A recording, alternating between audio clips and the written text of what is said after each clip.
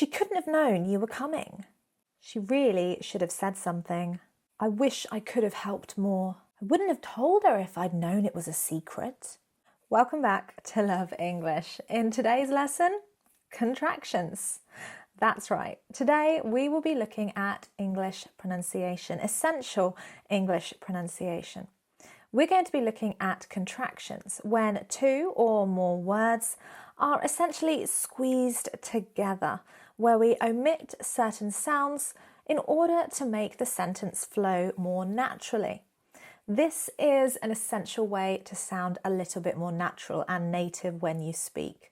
You might have perfect grammar, excellent pronunciation, but without a few contractions, you're going to sound a little bit unusual. So, if you haven't already, you should have subscribed to the channel. Click that notification bell, and of course you can follow us on Instagram and Facebook, where we share more lessons, sometimes live, and tips and tricks to help you learn English. So without further ado, let's get on with the lesson.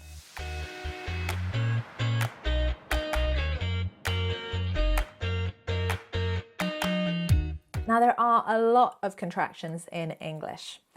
I'm, you're, we're, etc. And I'm not actually going to focus on all of these today. I'm going to be focusing on some of these words. That's right, modal verbs. Because over the next few weeks, we will be looking in more depth at modal verbs and the grammar associated with them, like conditionals. So today we'll be looking at will, would, could, should, may, might, can, and the less commonly used modal verbs shall and ought. Yes, I'm going to throw those two in because although they're not commonly used, I would say it is useful to know the contractions that we use with them. So many of these contractions, they are informal English, remember guys, informal English, which means we would use them in spoken English and of course in informal writing. So text messages, emails, depending on how formal the email needs to be, and general correspondence that is not too formal. What you wouldn't want to do is use contractions in a report, an essay, a formal letter. No, no, no. Avoid that entirely. Now getting right into it, will and shall. These are two that I've kind of separated from the rest because in fact the negative form is quite different to how other negative forms are formed. Now, will is a modal verb that some students actually do find difficult to pronounce. They think it sounds similar to want. So often I explain the difference as won't, oh, like don't, and want, like font, as in the type that you use, which kind of style of font you would use when you type. So, O is the sound. It's a strange one, it's an irregular, but that's how we form the negative will not. And certainly this one is commonly used. It is rare that you will hear someone say will not, unless they're trying to be emphatic. I will not let you speak to me like that. There you can see there's a purpose behind not contracting the two words. But most of the time, I won't be able to see you tonight. I won't be able to see you tonight. Sounds much more natural. Now, shall is a modal verb that we would rarely use. In fact, I would even say it's a little bit old-fashioned. Shall is a slightly more formal version of will, often used in requests and offers. Shall I open the window? You shall go to the ball, Cinderella. It really does sound a little bit old-fashioned and unusual in this day and age, but you still might come across it. And it's important to note that just like will, won't, shall is an irregular. We wouldn't say shan't. We say shan't. Shan't. I shan't be long. I shan't be long. I shall not be long. I won't be long. Again, it's unusual. I shan't be long sounds very formal and old-fashioned. But just in case you watch any of these kind of old dramas on Netflix, English dramas, you might want to know what shan't means. Shall not. I shan't bother asking if you've done your homework. Now, just like will and shall, I also want to look at this modal verb. Yes, simple but essential. Can. Now, interestingly, in American English, can, fine. In British English, can. Okay, so it's that sound. But in British English, when we contract it with not, what do we say? It changes to can't. That longer sound, can't. But in American English, can't. Now, I have noticed sometimes when non-natives speak, they might not clearly pronounce that T at the end. So sometimes for me, when I'm listening, I can't tell the difference whether they are saying can or can't, because they don't t at the end. Now, there is not a big difference in pronunciation here. If you prefer to use can't rather than can't, the more British version, that is totally up to you. There is no problem with being understood in this way. Just make sure you do add that T sound at the end. Can't, can't, can't, can't. As well as this pure negative, I can't do that. She can't do that. We could also contract it with have. So, for example, I can't have locked the door properly. I can't have locked the door properly. So we're talking here about the past, that basically you've made a mistake and you don't think you correctly did something. Instead of saying I can't have locked the door, I can't have, or I can't have. So listen carefully to that contraction. We've got the not and the have there contracted. And we're going to look at plenty more of these rather more complicated contractions in just a moment. Now, moving on to 3 of the most common modal verbs that we would often contract. They are contracted quite a lot, particularly in the use of conditionals. Would, could, and should. Now, before I even start contracting these words, let's make sure you are pronouncing them correctly. Although all of these modal verbs contain an L, the L is not pronounced. It is silent. So would literally sounds like wood, as in a forest, a tree, the material. And it's exactly the same for should and could. There's an ud sound. Ud.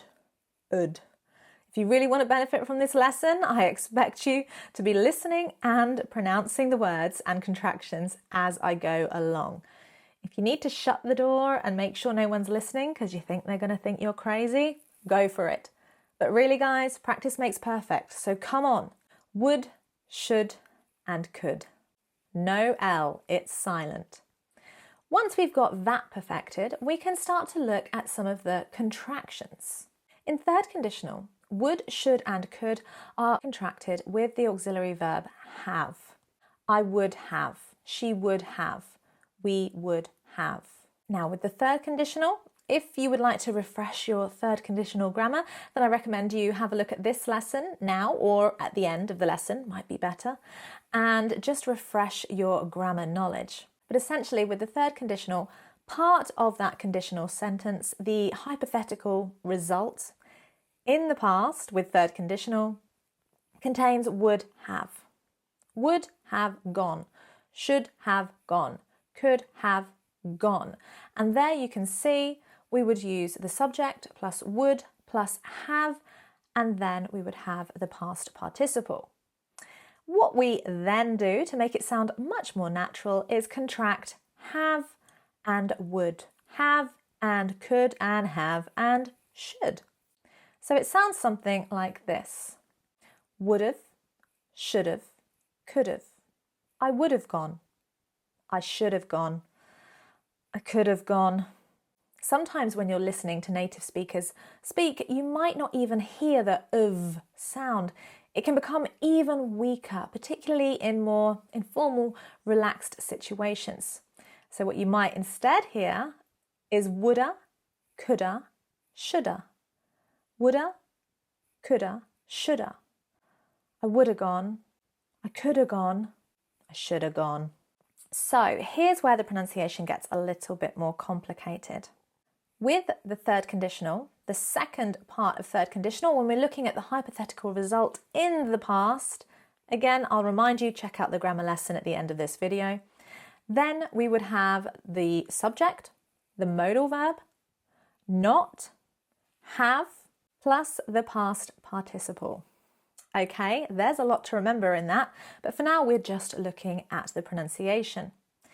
Now, I did mention earlier that this is an area of English that many English native speakers, both probably American and English, will make a grammar mistake with when they write.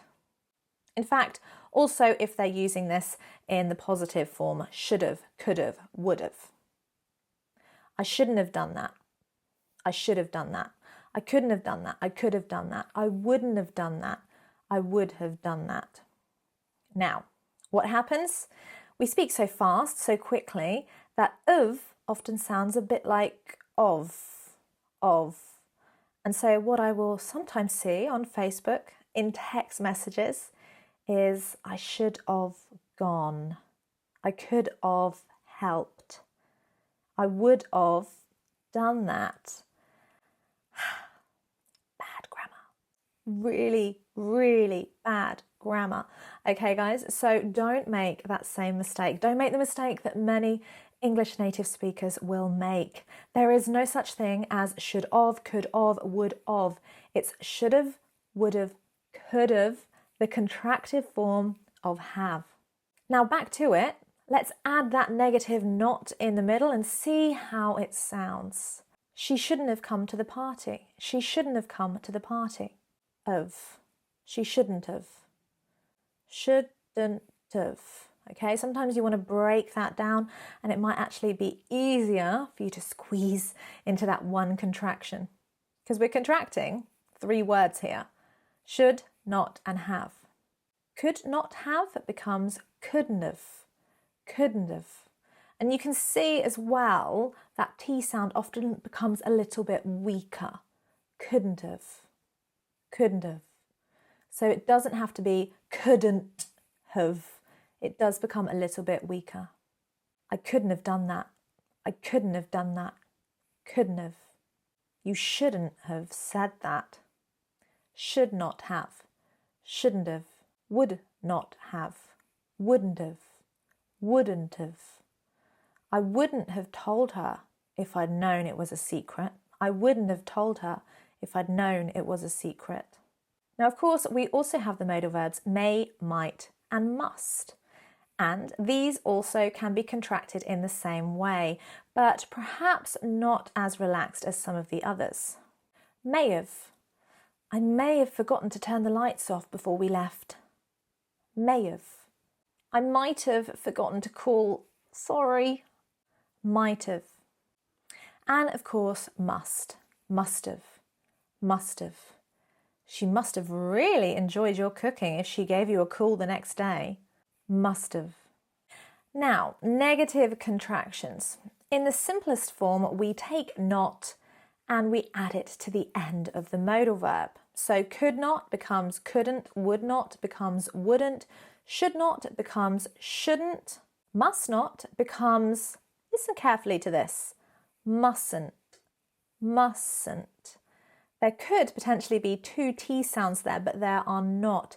We take must and we change it to mustn't, mustn't. So essentially we're pronouncing the second T, but not that first one.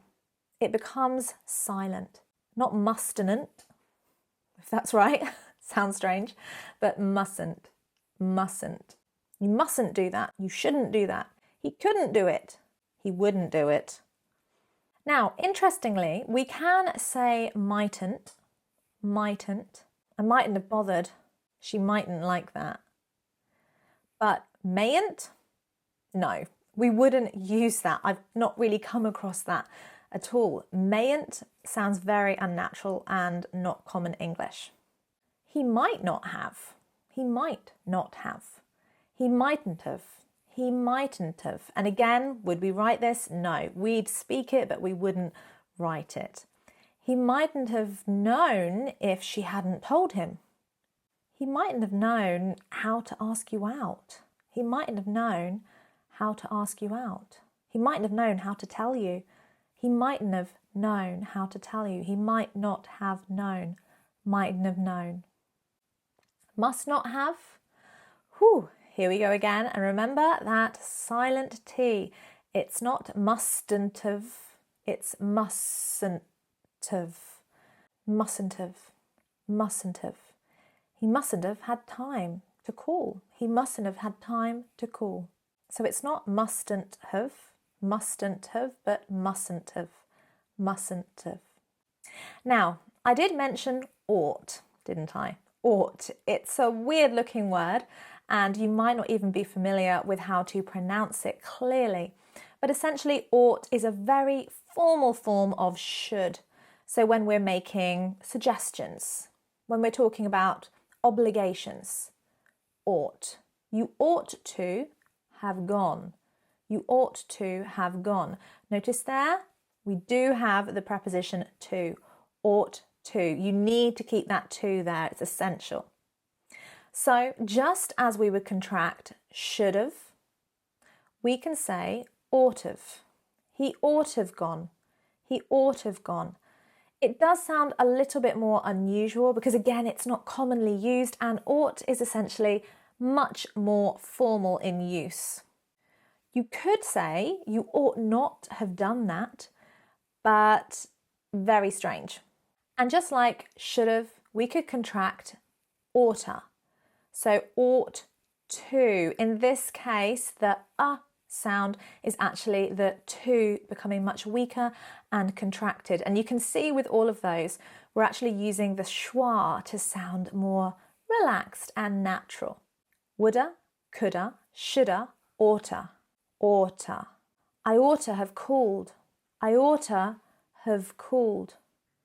You could even go down and say of. I oughta have called. But again, don't stress too much about that one. It's not so commonly used. And there we have it. Plenty of contractions to perfect your English, sound more natural and native, and of course improve those very important listening skills. But if you want to understand the grammar a little bit better, if you want to both speak perfectly naturally and accurately, then make sure you do click that subscribe button because we have got a very fun-filled, maybe not so fun, lesson on modal verbs and conditionals coming up very soon. Why not try checking out my conditionals lesson here for all the conditionals in one lesson? Amazing. And of course, we'll also be looking at mixed conditionals very soon along with modal verbs. Some essential grammar to really help you boost your English.